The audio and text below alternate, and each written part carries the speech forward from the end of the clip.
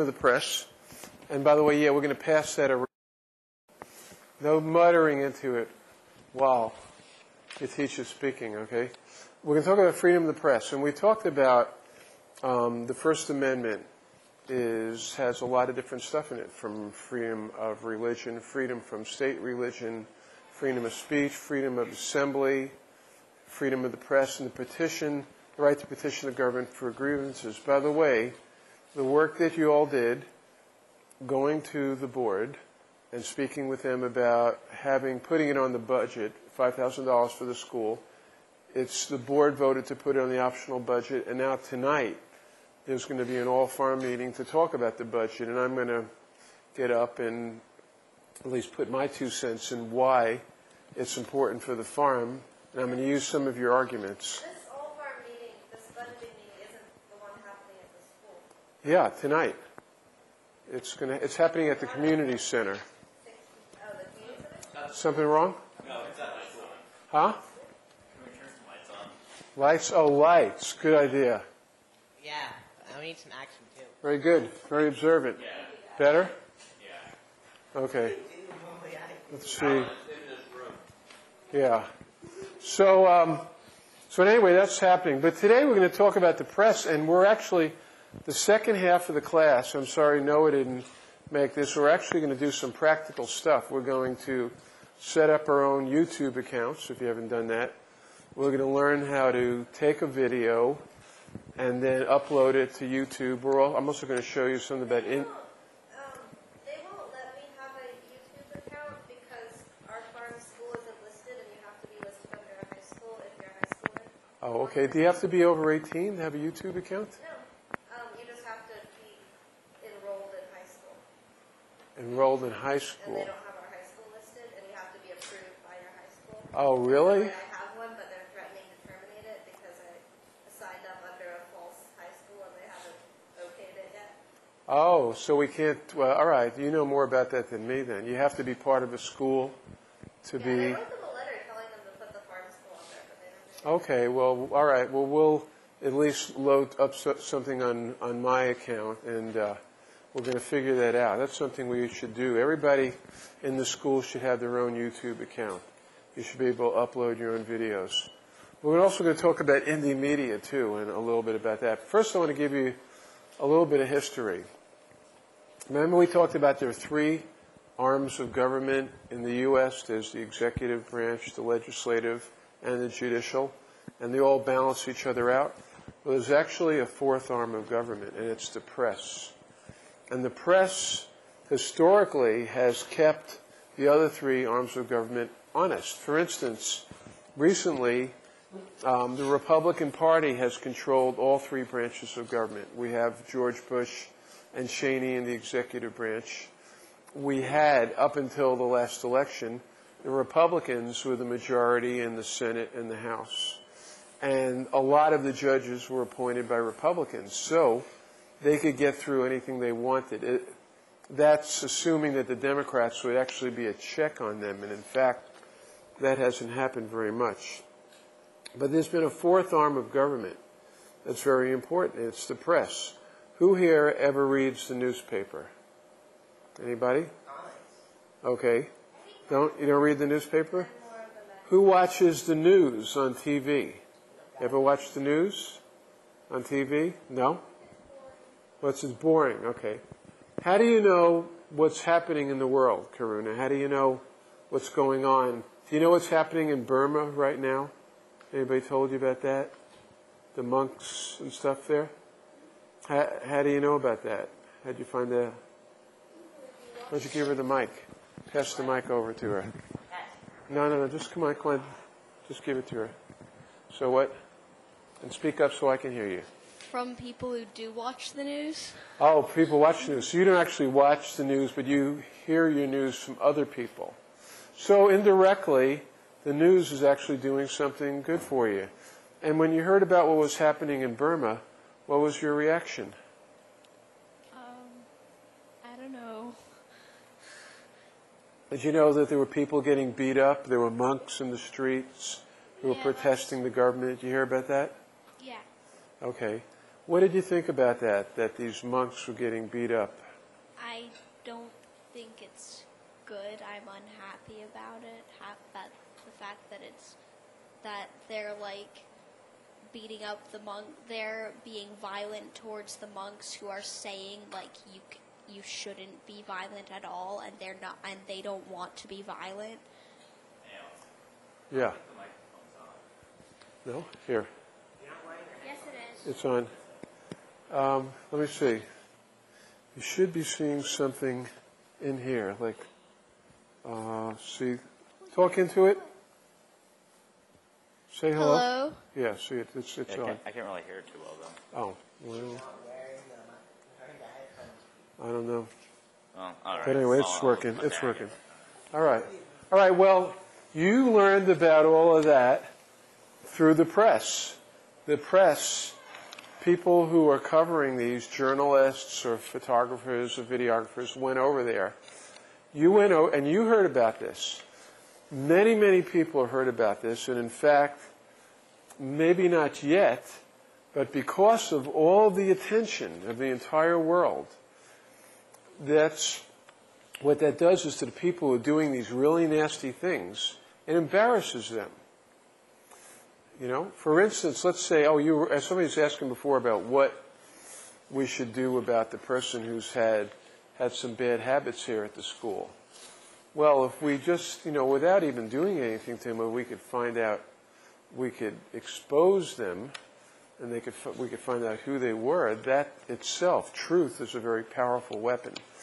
And so that's what the press does. The press is more powerful than a gun.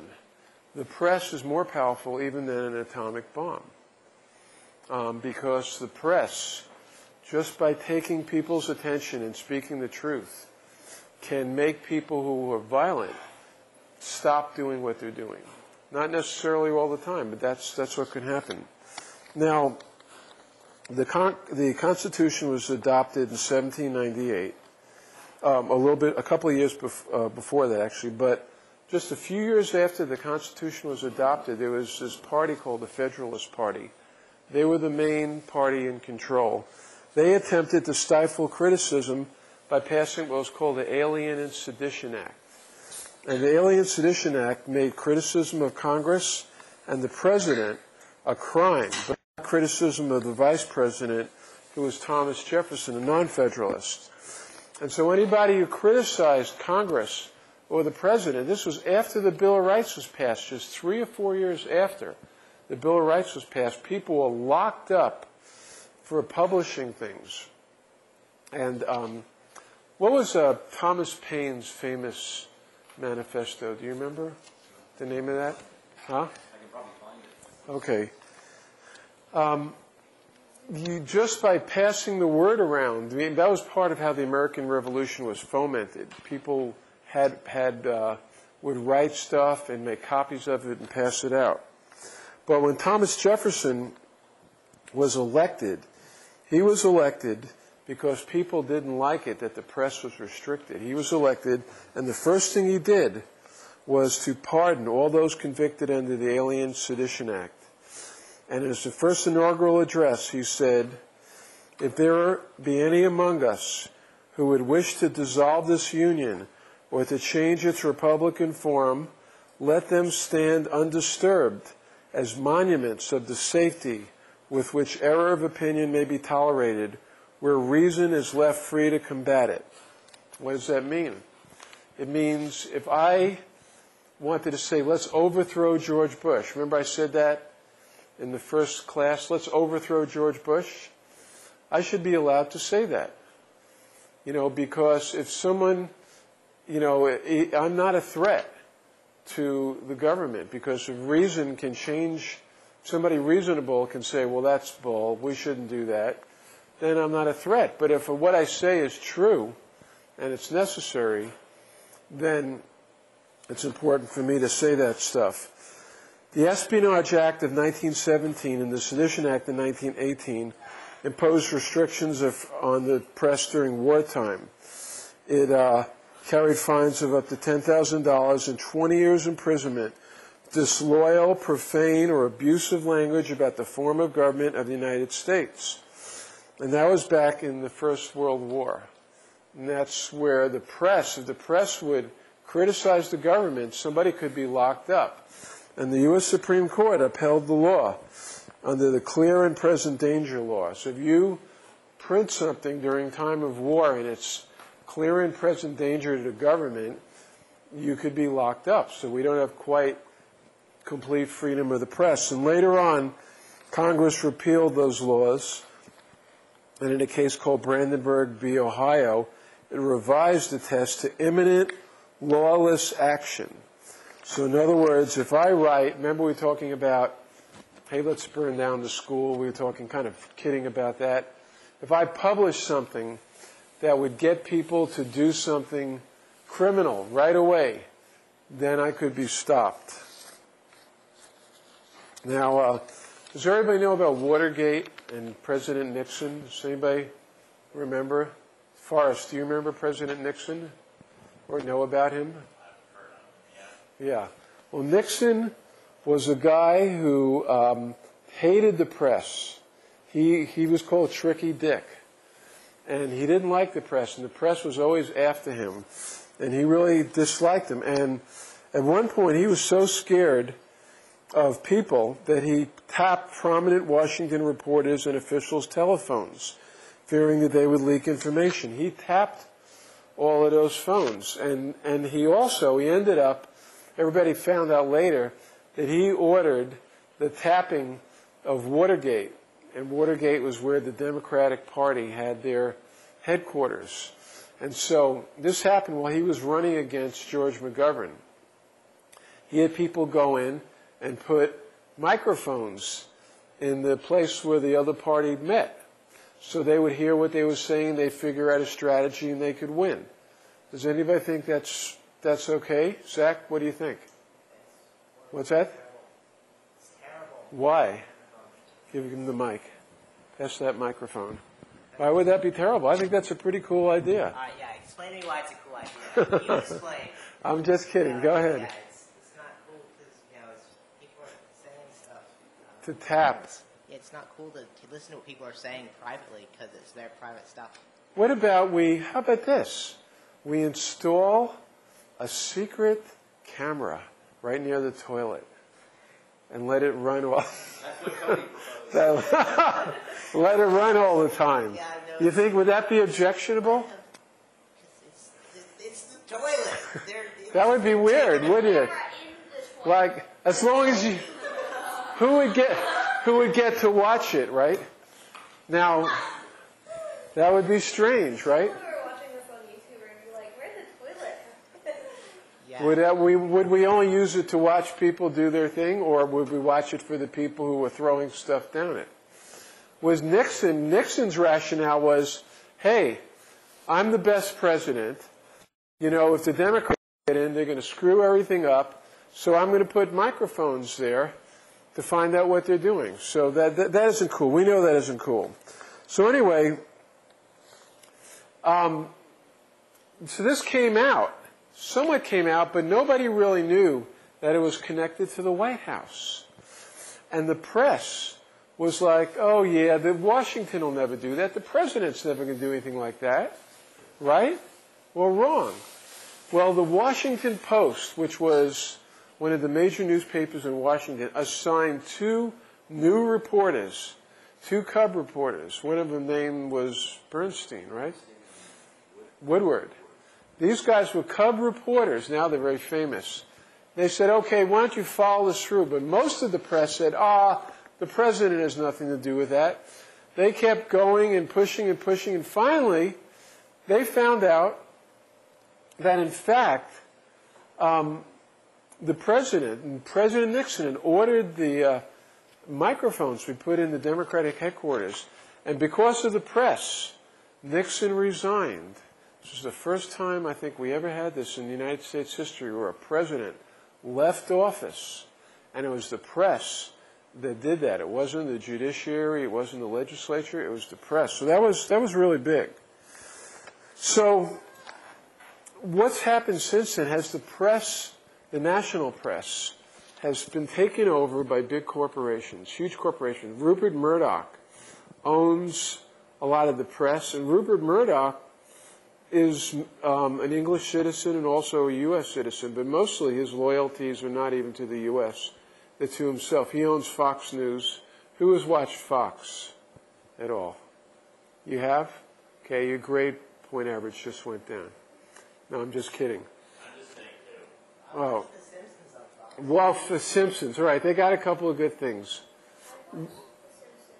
Yeah, The Simpsons are actually pretty good. I actually saw a really cool thing on The Simpsons one time where it was in the school, and the teacher said, "Today, class, we're going to teach you sex education. But Joe and Molly are going to have to leave the room at the request of their parents and go outside and pray for our souls." I thought that was good. The Simpsons. That was Fox. So Fox, and actually I saw a Simpsons episode that criticized Fox. They do that all the time. Did you ever see that? They do that all Fox the actually time. sued the creators of The Simpsons that did a couple of those episodes. Give it a mic. Did they get They what?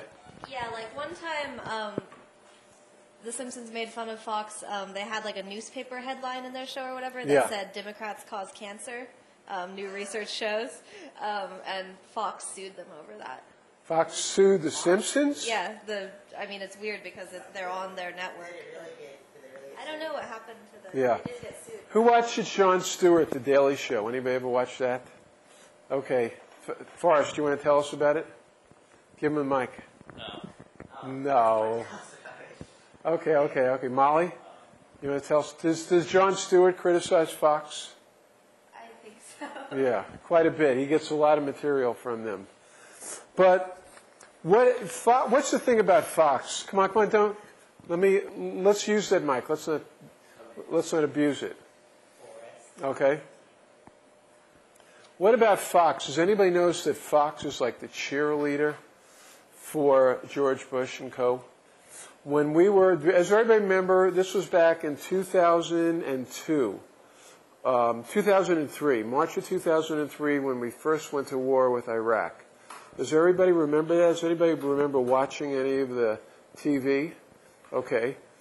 The TV was like looking at a soap. They'd have confrontation with Iraq, war with Iraq. They were just pushing it. They were like cheerleaders. And they tell us about that Iraq had weapons of mass destruction. We'd hear that Iraq had nuclear weapons. We heard that Iraq was meeting with Al-Qaeda, who was responsible for the World Trade Towers. And by the way, I was just in New York, and I went to Ground Zero. That was pretty spooky. See this 6 maybe football field size big hole in the middle of Manhattan, surrounded by all these towers. So that was a real event. That really happened. I was very spooky to see that. But here was the press, just saying all this stuff. And later on, we find out, years later, a lot of us actually knew it at the time, it was lies. They lied. They knew they were lying. They were just helping out the government. So Fox was not doing its job, and neither was CNN, even Dan Rather of CBS. All the big national TV stations just went along with it. It was a big, and why is that? A lot of them said, well, look, we got bombed, whatever the president says, we can't question the president, blah, blah, blah. They basically gave up their role as the press. When we went to war in Iraq, you know what the Pentagon did? They allowed the press to come along, but they would what's called embed them in the troops. They would actually be in certain troops, and they'd travel with the troops, and everything that they would send home would be monitored by the Pentagon, because the Pentagon learned from the last war, the Vietnam War. And one of the reasons why we finally got out of the Vietnam War? Because people got tired of seeing coffins of dead Americans come home, one after the other, funeral after funeral. Does anybody notice that George Bush, as far as I know, to this day has never attended the funeral of an American soldier? He's never been there. This is the president. Almost 4,000 soldiers have died. He's never been to a funeral, and the press has never covered funerals. We never see body bags. We never see coffins. It would be too damaging to people. That's why everybody goes on living their lives while there's horrible things happening. We're killing all these people. We're dropping bombs in them. We're killing kids like yourselves, losing their parents, losing legs and arms. We don't see any of that. We're numb to it because the press doesn't show us that, but that's their job to do that. They've given up their job. There was this thing that happened, this woman, Judith Miller, who worked for New York Times, and she was mouthing the same stuff that the administration told her to mouth. But at a certain point, when Cheney's underling, Scooter Libby, was tried for lying, Judith Miller was subpoenaed, and she refused to give up her sources. What do you think about that? Like, you all have a press. You have like a school newspaper. Let's say one day I said to Molly did an interview, but it was a secret interview. She said, based upon confidential sources, I found out that Peter is gay. Okay? Oh, I but thought it was going to be the one guilty of the toilet crimes. yeah, we always pick on Peter, who's the principal, by the way. It's only fair. And based on, and I said to her, okay, we got to find this out. Molly, can you tell us who told you that? And Molly's going to refuse, right? Do you think as a journalist it's your right to refuse to tell us your sources? And why is that? Why would it be important? Let me ask Kim. Give Kim the microphone. Oh, by the way, I wanted to tell you something just about posture in the class. If I was going to teach the class like this, what did you all think about that? Would it be like... So, I want to tell you about, I've changed the class's name to Sleepy Civics from Radical Civics, and I hope I can keep your attention while I'm doing it. Is that good? Okay. All right. Now so one thing about, you know what I've learned in my old age? Your spine, see this, your spine? I have a curved spine, but the straighter you keep your spine, the better your attention is. If you start going like that, that's why when you lay down, you fall asleep. Most people don't fall asleep if they're sitting straight up, but if you're laying back, you get tired. So, just something. But anyway, what was I going to ask you? See, I lay down. I even forgot what I was going to say. It's okay to get people to reveal combination sources. Oh, yeah. What do you think about that? It's not okay. It's not okay. And why would that be bad? Well, they probably wouldn't be able to use those resources again. That's right. Exactly. If I was going to say, hey, Kim, I found out about Peter. He eats pork and beans at lunch, and you put it in the school newspaper. Peter eats pork and beans, and then everybody said, "Where'd you find that out?" Alan told me. Well, fat chance I'm gonna never tell you anything again, right?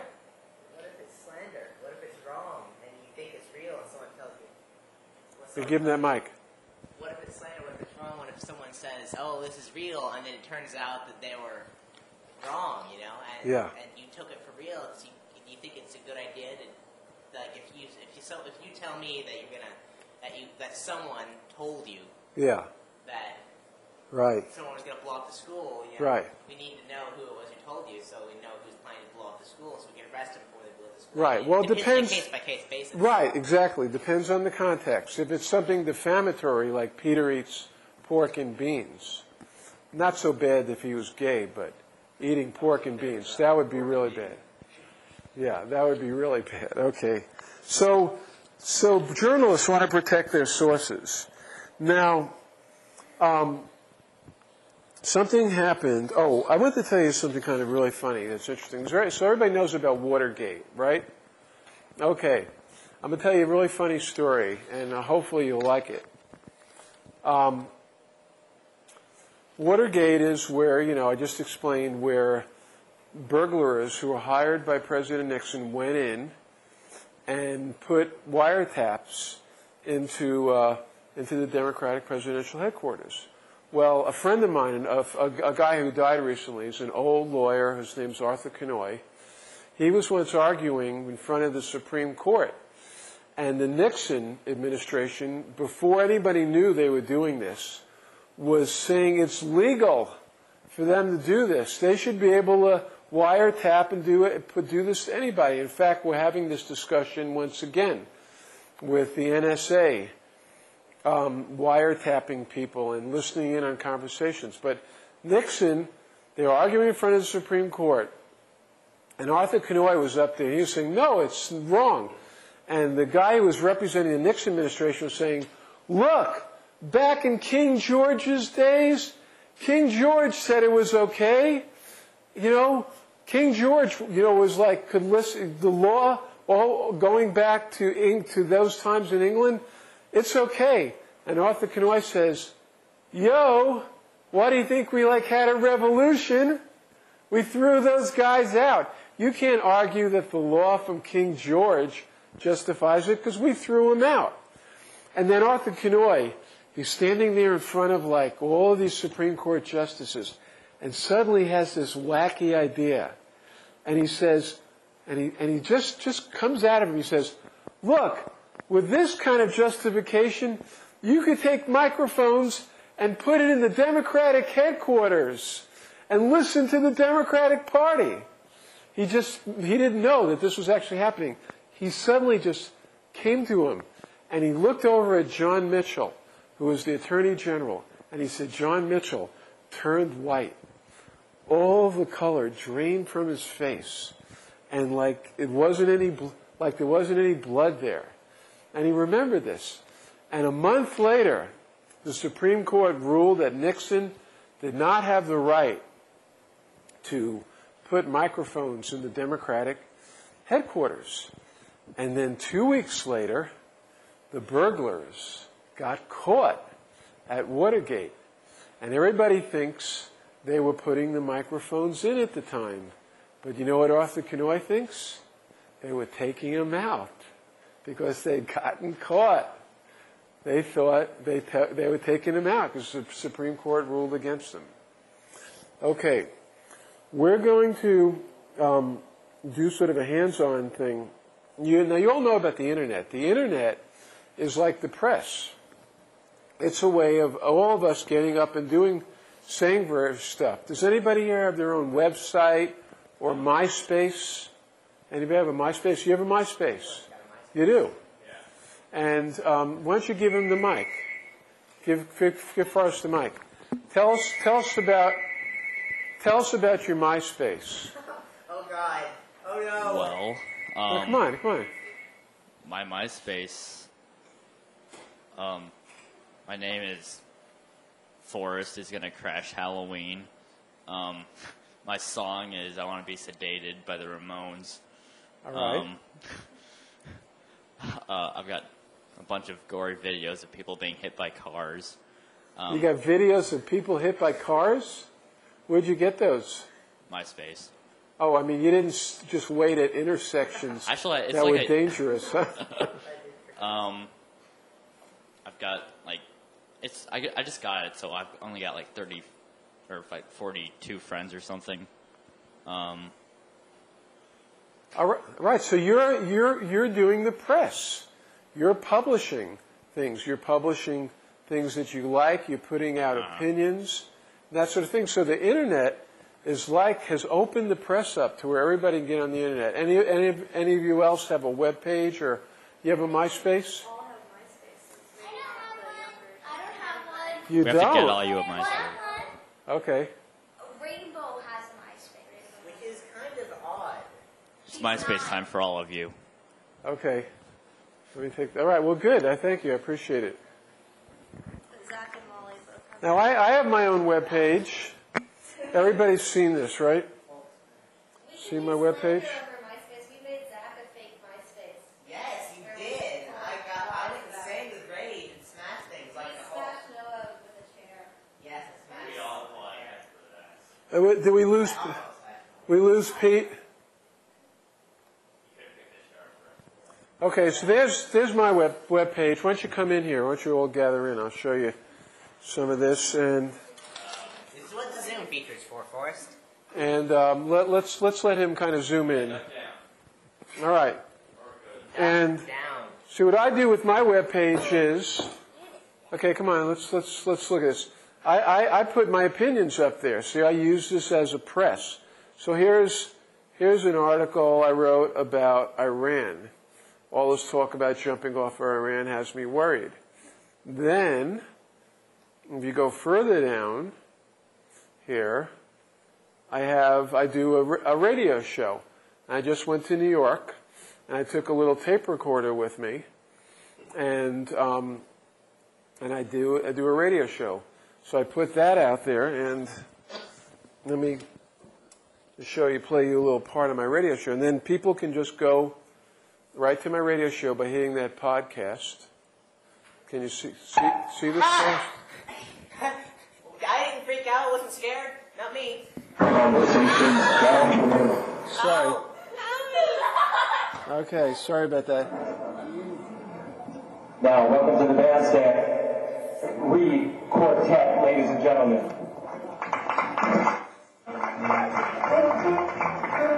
This is a jazz club that I went to.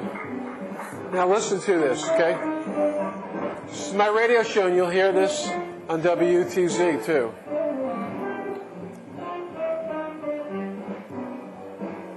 And this is something that anybody can do with just a little recorder.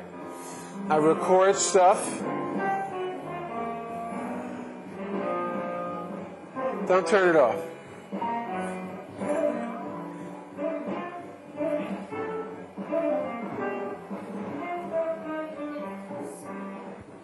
And then I fade it out. Okay, this is the Third Planet Report, and this is what I call a special broadcast. A return to my hometown, New York, and voices from New York. You can hear some amazing stuff. Music played. A guy who runs a second-hand vinyl store, second-hand. I don't know if actually it's on Second Avenue or not. I think it's more on Fifth, but he talks about the differences between vinyl and CDs. You're going to hear from my Aunt Frida, who is the resident Zen master in my family, talk about how she started as a struggling sculptor, a metal worker in New York, and the changes it's gone through. Anyway, stuff, and it gives you sort of an idea. Voices generally in New York. All right, stay tuned. Here it is. Okay, Third Planet Report is here with Eric Reed, and anyway, so there's my radio show. Now, on the same website, see it says Radical Civics class? And there's our class, Radical Civics class, taught at the farm school. And then, what I've done here using YouTube is, there's the first class. All you do is you hit the play button. And there's the second one. Oh, well, that's first class part 2. And then there's Mark Madrid. Remember, he did a class. And then there's the Dow. There's the reality show. Students attempt to form government in the absence of Don't you adults. look like that from the side? Jeez. Yeah. So you God. just all Oh, around. that was when I got my hair cut first. Okay, I look different now. Yeah. That's better. I thought it looked like that. And Wow. then see radical. all right, so back to class here. We've learned a little bit about government and ancient humans. What makes a good leader? We've been talking about this for a while, and we're going to pretend.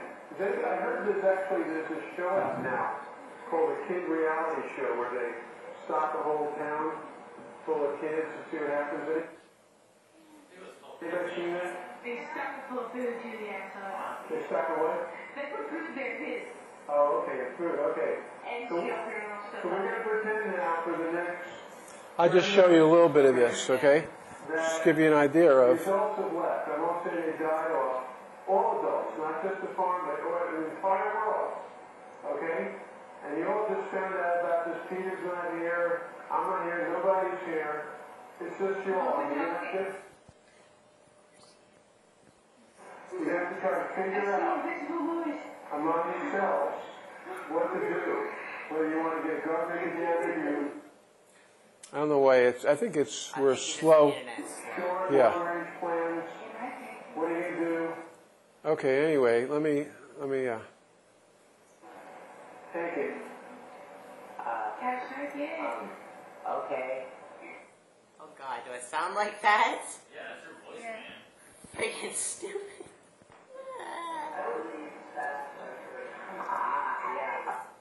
You're making Zach even more insecure than I'm insecure enough, Alan. How are we going to go about getting food? What do we need food for? Let's all go to dinner anyway, You're hurting my self-esteem. you can go to my website and watch the whole thing. I'd like to be ignorant. Now, we got everything else. There's the United States Constitution and habeas corpus. First Amendment, remember I showed the police videos. Petitioning the government is Noah and Molly Gosh, I was wearing that day. that day. And this is Animal Farm. I don't know why that doesn't have limits on free speech. Freedom of religion, freedom from religion is Stephen Gaskin. So all the videos are right there. So this shows you what you can do. My website has videos, it has commentary, and it has a radio. Can you tell how many people are watching this stuff on your website? Yeah, you can. Let's see. Well, let's not do that right now. Let's everybody get chairs. I'm going to show you an actual video here that I think, come on, Peter, did you ever see Stephen Colbert's White House correspondent? Okay, I'm going to show them that there. Everybody come in here.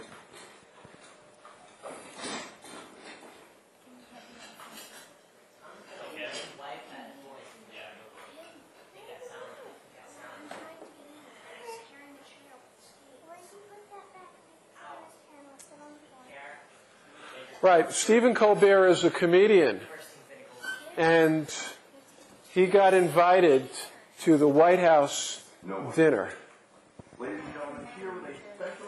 Now, watch this, okay? This is some of the best press you'll ever see. Unfortunately, it's kind of keeps stopping. You know why that is? Huh?